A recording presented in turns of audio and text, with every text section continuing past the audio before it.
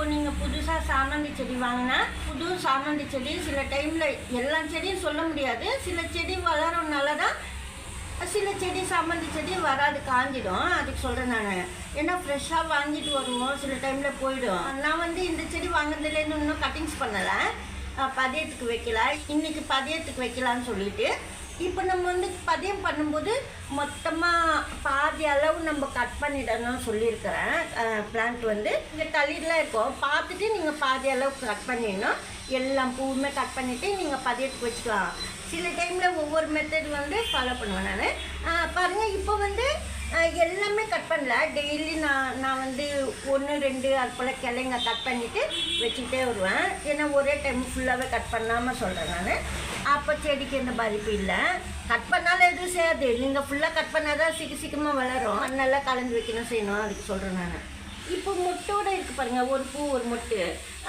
இந்த பூவை கட் பண்ணிடலாம். நீங்கள் இந்த மொட்டு மட்டும் வச்சுட்டு நம்ம கட் பண்ணணும். அதாவது பூமியிலேருந்து எவ்வளோ செடி வளருது ஹைட்டு அது பார்த்துட்டு பாதி அளவு நீங்கள் கட் பண்ணிக்கலாம். அது போல் கட் பண்ணால் தான் தளிர் வரும். அதுக்கு சொல்கிறேன்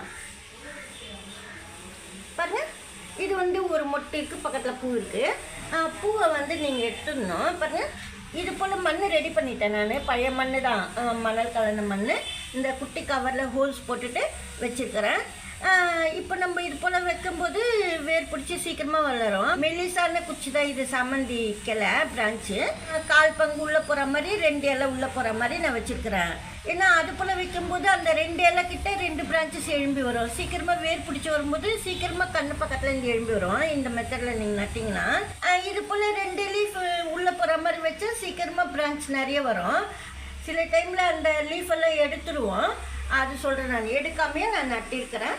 இது போல் ஒவ்வொரு பிரான்ச்சாக 2 days ஒன்ஸ் நம்ம கட் பண்ணிவிட்டு கிளை வச்சிடலான்னு சொல்லிட்டு ஒவ்வொன்றா நான்.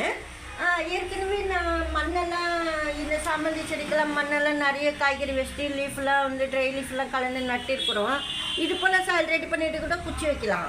இந்த சாமந்தி பிரான்ச் சொல்கிறேன். நடு சென்டரில் மண் மட்டுமே போட்டுட்டு அது போல் கலந்து சாயில் பிரான்ச் நட்டுடலாம். அப்படி ஏற்கனவே நிறைய வீடியோஸில் ஃபுல்லாக நான் சொல்லியிருப்பேன். நடு சென்டரில் மட்டும் மண் கொட்டிடணும்னு சொல்லிட்டு. இது வெறும் மணல் தான். இது போல் தான் இப்போ இந்த பிளான்ட்டு நான் நட்டிருக்கிறேன். ஃபஸ்ட்டு நடும்போது வந்து தண்ணியில் போட்டுட்டு தான் கிளை எடுக்கணும். நான் தண்ணியில் போடல, கட் பண்ணிவிட்டு உடனே வச்சுட்டேன். அதனால மேலுக்கு மட்டும் தண்ணி ஸ்ப்ரே பண்ணிட்டேன்.